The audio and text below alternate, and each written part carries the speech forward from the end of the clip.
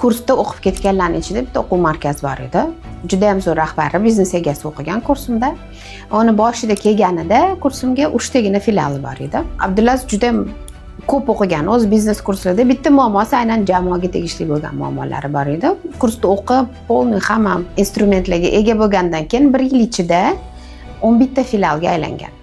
Boshida 20 dan ortiq xodimlari bo'lgan bo'lsa, 1 yil ichida 100 dan ortig'i bo'lgan, 11 ta filiali bo'lgan va umuman boshqaruv tizimi o'zgargan.